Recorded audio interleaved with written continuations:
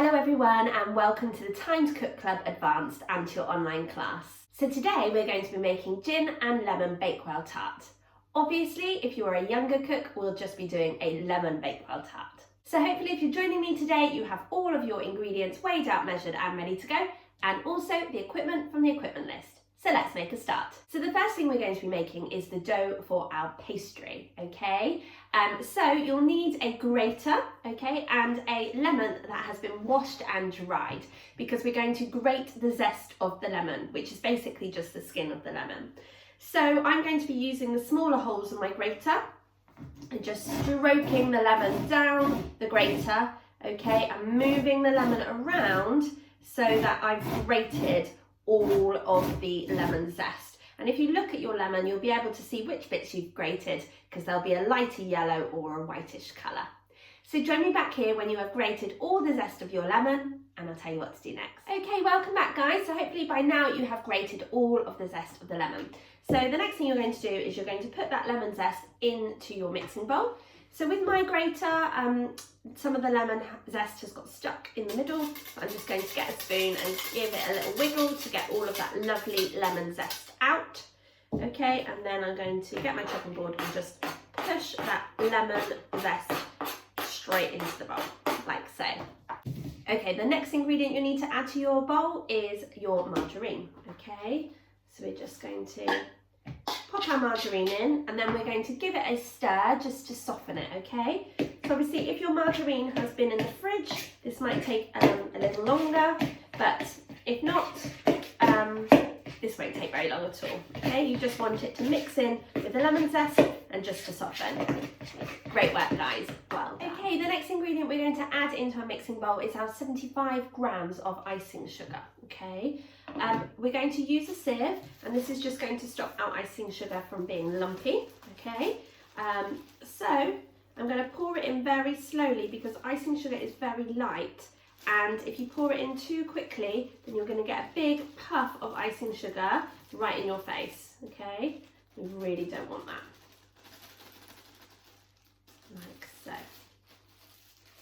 And then with a spoon you're just going to draw circles at the bottom of your sieve to get all of the icing sugar down inside the mixing bowl like so. Great work guys, well done. Then you're going to mix these ingredients together until they're light and creamy, okay? So you might want to go quite slowly at first because otherwise you're going to get a big puff of icing sugar in your face.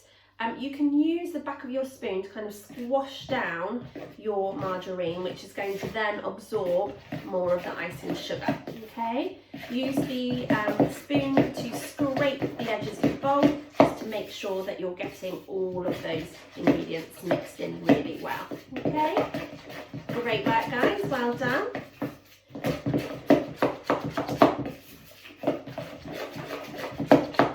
And then you need to add in half a teaspoon of almond extract.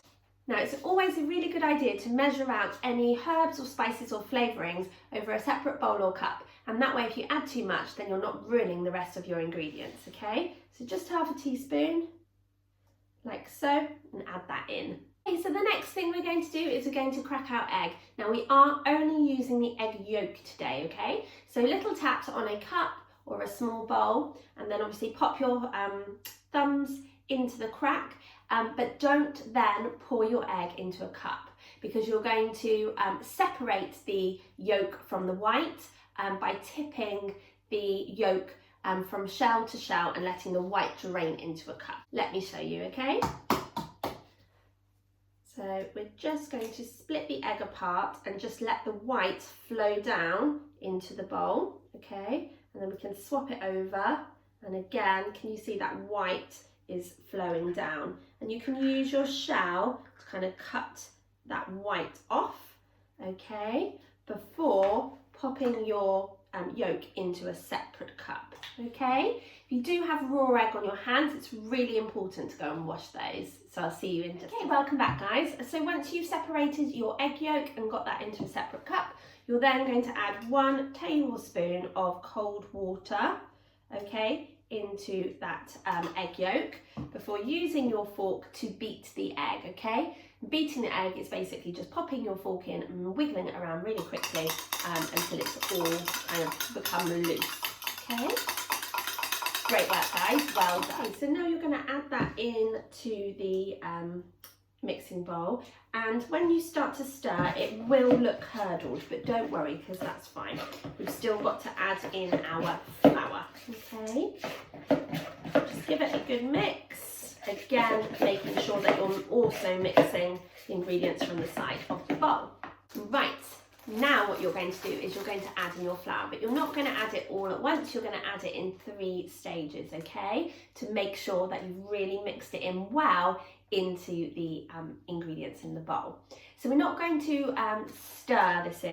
We're actually going to fold it in. So when we fold, we kind of make the letter S shape and then do a chop down like this motion, okay? Rather than beating the mixture, okay? Because we're actually making a dough, a pastry dough, rather than a cake at the moment anyway. So add in about 100 grams. There's 300 grams of flour in total, so we're going to do this in 3 parts, so you can just guess really. So that will do. And then, like I said, you're going to fold it in to those other ingredients, okay? Make sure that you're scraping the sides of the bowl each time to thoroughly mix in all of those ingredients. And you're basically just going to keep adding your flour a little bit at a time until you have folded it all in into those other ingredients. So join me back here when you've folded in all your flour, and I'll tell you what to do next. Okay, welcome back, guys. So hopefully by now you have folded in all of your flour and your pastry is starting to come together. Now at this point you will need to remove your spoon. You might want to pop some dusting flour onto your hands, okay, like so, just to stop the pastry from sticking. And then you're just going to take your spoon out and you're going to start to gather up your ingredients and try to form a ball with them, okay? So I'm just literally kind of pushing down on the ingredients in the bowl and trying to scoop up at the same time. So pushing and scooping and kind of pushing on the sides of the bowl as well, like so. Okay, great work, guys, well done. So now what you're going to do is you're going to sprinkle a little bit of dusting flour onto your work surface, okay, so that will stop the dough from sticking. And you're just going to knead the ball of dough a couple of times, okay, like so. You can really smell that almond essence coming out. It smells amazing. Now when you have got your dough into a lovely smooth ball, you're going to wrap it in cling film and you're going to pop it into the fridge for 30 minutes to chill before we roll it out, okay? So I'll see you back here in 30 minutes time and we can continue with our bake together. See you in a minute, guys. Okay, welcome back, guys. So hopefully by now your pastry has been chilling out in the fridge for 30 minutes. So next what you need to do is you need to grease your baking tin, okay, with some butter or margarine, and just make sure that you grease it really well on the bottom and also on the edges and the sides as well. Okay, once you've prepared your tin, you can just leave it to one side. So now what you need to do is you need to pop a piece of non-stick baking paper onto your work surface, and then what you're going to do is you're just going to sprinkle it with some flour to stop your dough from sticking. You're then going to pop your dough onto the sheet of baking paper. Before sprinkling a little bit more flour on top, just going to push down a little bit, which will help to start you off, okay, before popping another sheet of non-stick baking paper on top. And what this will do is it will help your dough to stay as one piece rather than breaking it off into little pieces, because your pastry will be quite crumbly, okay? So we're just going to roll out the pastry in between the 2 layers of non-stick baking paper. And every time you roll, if you turn it, you should be able to get a kind of circular shape roughly, okay? So just keep going, because what you're aiming for is you're aiming same size kind of pastry shape as your tin, okay? But you also need to make sure that it's a couple of inches bigger, because obviously you'll have to cover the sides too. Don't worry if some of your pastry breaks off, that's fine. You can patch it up later anyway. So you can pop your tin in the middle and just see how you're doing. So I definitely need to just do a little bit more. Okay.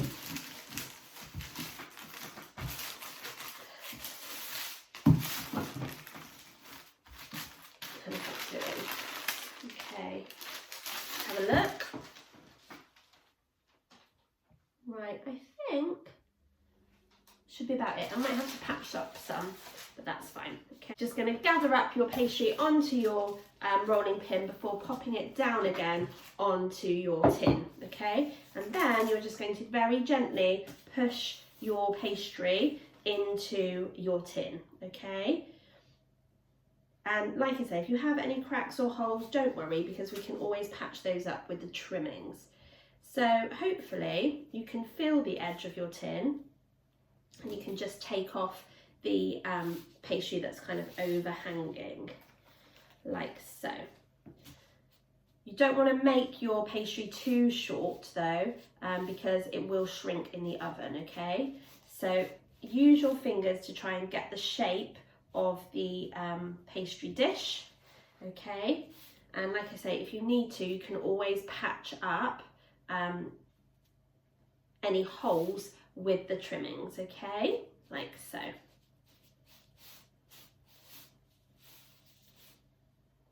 And then with your rolling pin, if you want, you can always kind of roll over the top, and then that will neaten off any of the edges, okay? Great work, guys, well done. That's looking really, really delicious. Okay, now you need to prick the bottom of your pastry with a fork, and that's going to allow the steam to come out when you're cooking it, okay? And then what you're going to do is you're going to place your tin into the fridge to chill for another 15 minutes. With your trimmings, if you wanted, you could make some lovely lemon tarts, okay? Just by gathering all your trimmings together again, sprinkling on some flour, and then rolling them out, okay? Cutting out circles, and you could use the grease fairy tin, and maybe you could pop some lemon curd in the middle. That would be really, really lovely. So you need to preheat your oven to either gas mark 5 or 190 degrees or 170 degrees if you're using a fan oven. So pop your tart into the fridge to chill for 15 minutes, and I'll see you back here and we can continue with our bake. Back, guys. So hopefully by now your pastry case has been chilling in the fridge for 15 minutes. What you need to do is you need to get some tin foil, and you need to pop it inside of your pastry case like so. I'm just going to cut around the edges of my foil because I did tear off quite a bit. Okay, just to neaten it up. Alright. And then what you're going to do is you're going to pour in to your pastry case some dried rice or some baking beans. And what that's going to do is that's going to weigh down your pastry, okay, to stop it kind of rising up when it's being cooked in the oven. And what we're going to do is we're going to blind bake the case. So we're not baking it with any filling, we're going to blind bake it with just the dried rice or the baking beans inside for 15 minutes. So join me back here in 15 minutes and we'll carry on. Welcome back, guys. So hopefully by now your pastry case has been cooking in the oven for 15 minutes with your dried rice or your baking beans inside of it. Now you need to reduce the temperature of your oven to either gas mark 4 or 180 degrees or 160 degrees if you're using a fan oven. You need to carefully take out the tin foil with your dried rice or your baking beans, and then you're going to pop the pastry case back in the oven to cook for another 10 to 12 minutes until lovely and golden brown. So set a timer for 10 minutes and then take a look at your pastry case and see what's happening. If it's a lovely golden brown colour, then you can take it out and allow it to cool. If you think it needs another couple of minutes, just keep it in until it's completely cooked. So join me back here when your pastry case is out of the oven and cooling, and we can prepare our filling together. Okay, welcome back, guys. So hopefully by now your pastry case has cooked and is currently cooling. So the first thing you need to do is you need to go and preheat your oven again to either gas mark 4 or 190 degrees or 170 degrees if you're using a fan oven. Now, using your grater again, you're going to grate the zest of another lemon, okay? Again, holding your grater firmly with one hand and stroking the lemon down the grater with the other, okay? Keeping your fingers well away from the blades of the grater. So join me back here when you have grated the zest of 1 lemon, and I'll tell you what to do. Okay, welcome back guys. So hopefully now you have grated the zest of a lemon. So you need to pop that into a clean mixing bowl. And then you also need to add in your margarine.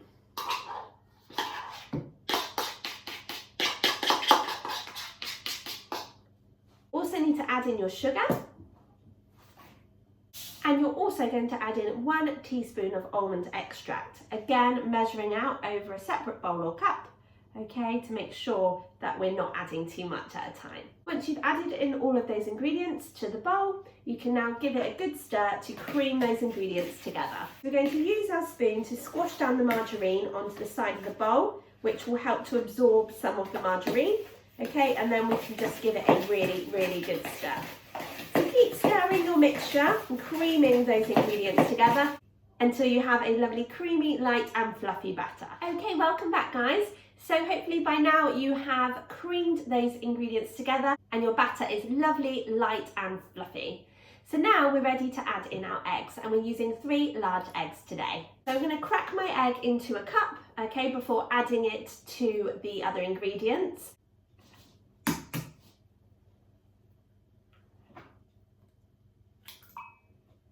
Okay, just take a look and make sure there's no shell with the egg and that the egg looks okay before adding it to your mixing bowl. And also, you're going to add in a tablespoon of ground almonds, okay? So give those ingredients a good stir before adding in your next egg and tablespoon of ground almonds. Using your spoon to scrape down the sides of the bowl, just so you can make sure that you have mixed in all of those ingredients. Okay, so once you've added your first egg into the mixture, you can then add in your second, okay, into the cup before adding it to the mixing bowl, plus a tablespoon of ground almonds. And just keep doing this until you've added all of your eggs into the mixture. Hey, welcome back guys. So hopefully by now you've added in your 3 eggs and your 3 tablespoons of ground almonds.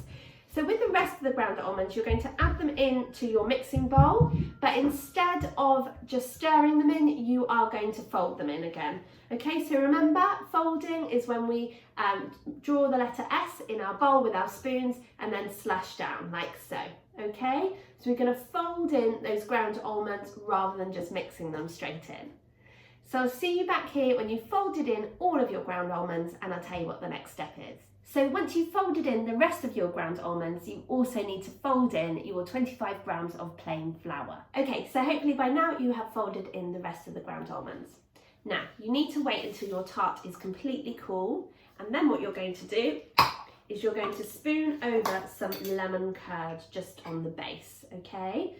So you pop a spoon in, and then what you're going to do is very gently, you're going to smooth the lemon curd over the bottom of your pastry tart, okay? Which is going to add a really lovely zingy flavour to your lemon Bakewell Tart, okay? Like so. You don't need loads, just a thin layer is absolutely perfect. So I just used 1 dessert spoon, okay? Make sure it gets in all of the edges as well. You're then going to spoon over your filling, okay? Like so. And you can use the back of your spoon or a knife, a blunt knife, to just smooth over the top, because you want it all to kind of be level, like so. Okay? And then you can sprinkle on top your flaked almonds. Like so. Now what you're going to do is you're going to pop your tart onto a baking tin and then pop your baking tin into the oven to cook your tart for 50 minutes. So I would check on your tart after about 35 minutes, okay, just to check what the almonds on top of your tart are doing. If they're browning too quickly, then you might need to pop over some tin foil just to stop the almonds from colouring anymore, okay, but your tart will continue to cook. So join me back here once you've popped your tart into the oven and we can make our icing together. See you in a minute, guys. Welcome back, guys. So now we're going to make our gin icing. So if you are a younger cook, then you need to just make glacier icing, and instead of using gin, you will be using water, okay? And that's the same as well if you just don't like the taste of gin. So what you need to do is you need to pop your icing sugar into a bowl, okay? And then with a teaspoon, you're going to add either 8 teaspoons of water or 8 teaspoons of gin, depending on what you're using, okay? So 1, 2, 3, 4, 5, 6, 7, 8. Great work, guys, well done. And then you're just going to stir it very, very slowly, okay? Because you don't want to stir it too quickly, otherwise all of the icing sugar will kind of puff up in your face, okay? So we're aiming for a lovely white icing, okay? Not too runny, but not too stiff either, because we're just going to drizzle this icing over the top of our Bakewell tart. Now, if your icing is too runny, you can always add in some more icing sugar. And if your icing sugar is too stiff, just add in another half a teaspoon of either water or gin, depending on what you're using. And just keep stirring until you get a lovely smooth icing. Okay, something a little bit like this. Great work, guys, well done. So now what you need to do is you just need to wait for your Bakewell tart to cook and to cool down, okay, before we pop the finishing touches on. So join me back here when your tart is cooked and cooled, and we can pop the finishing touches on together. See you in a bit, guys. Okay, welcome back, guys. So hopefully by now your Bakewell tart has cooked and cooled down completely. And so we're now ready to just add in the finishing touches. So the first thing I'm going to do is I'm going to get a new lemon that I've just washed and dried, and I'm going to slice it into very thin slices. So I'm just going to cut it in half first, okay, before cutting it into thin slices like so. Just obviously please be careful with your fingers, moving your fingers out the way.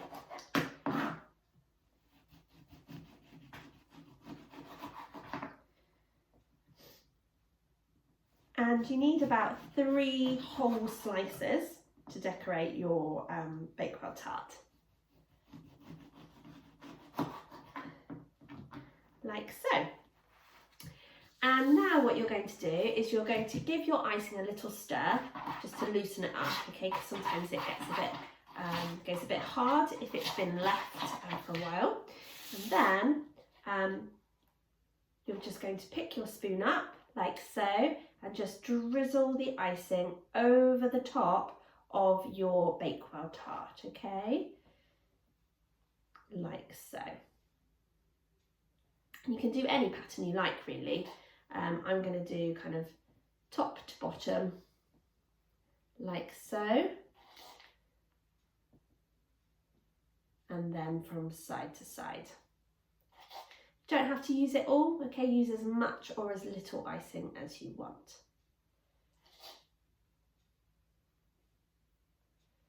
Great work, guys. And then all that's left to do is to pop your lemon slices on. And if you do have mint, you might want to pop mint leaves next to your lemon slices as well. And there we have our lemon and gin Bakewell tart. So I really hope you enjoyed joining me for today's bake, but more importantly, I hope you enjoy eating it and sharing it with your family. Thank you so much for joining in with me today, and I really look forward to cooking with you again next week when we'll be back with another delicious bake from our Spring Bakes menu. Have a super week and fingers crossed for sunshine. See you soon, guys. Bye.